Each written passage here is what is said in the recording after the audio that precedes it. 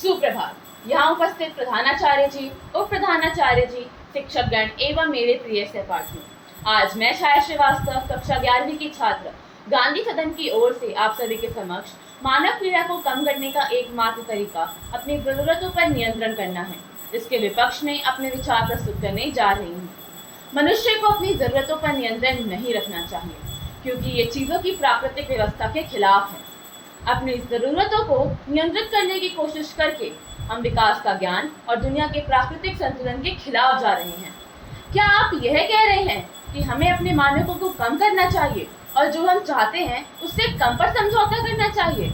मनुष्य के लिए आकांक्षाएं और सपने होना स्वाभाविक है, परंतु अपनी जरूरतों को नियंत्रण करना हमारी प्रगति एवं व्यक्तिगत विकास में बाधा उत्पन्न कर सकता है। इसके अतिरिक्त दुख केवल भौतिक इच्छाओं से ही उत्पन्न नहीं होता, बल्कि हमारे नियंत्रण से परे बाहरी परिस्थितियों से भी उत्पन्न हो सकता है। आप ये दावा कैसे कर सकते हैं कि हमारी जरूरतों को नियंत्रण करना ही दुख को कम करने का एकमात्र तरीका है, जबकि इसमें कई अन्य कारक भी शामिल हो सकते हैं?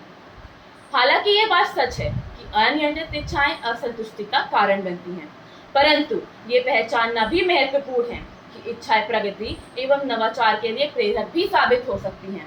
पूरे इतिहास में कई सामाजिक प्रगतियां उनकी स्थितियों में सुधार लाने के लिए मानवीय आकांक्षाओं से प्रेरित भी हुई हैं। अपनी आवश्यकताओं को अत्यधिक नियंत्रित करने का प्रयास व्यक्तिगत विकास को अवरुद्ध कर सकता है और सामाजिक विकास में बाधा उत्पन्न कर सकता है।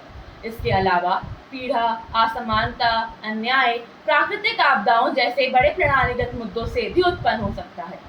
अपनी आवश्यकताओं को कम करना ऐसी जटिल समस्याओं का समाधान कैसे हो सकता है, जबकि व्यक्तिगत जिम्मेदारी के अपने गुण हैं? ये पहचानना भी महत्वपूर्ण है कि सभी दुखों का कारण किसी की उपभोग की आदतें जिम्मेदार नहीं हो सकती हैं। कई कष्ट बाहरी कारकों के कारण होते हैं, जिन पे मनुष्य का बहुत कम नियंत्रण होता है।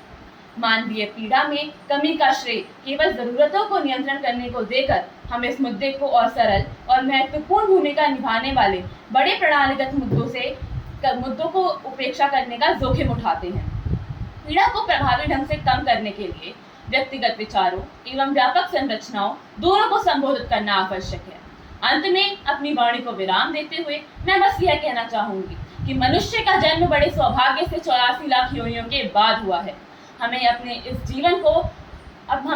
जीवन में अपनी हर मुमकिन ख्वाहिश पूरी करने की कोशिश करनी चाहिए, क्योंकि कहते हैं ना, जिंदगी लंबी नहीं बड़ी होनी चाहिए। धन्यवाद।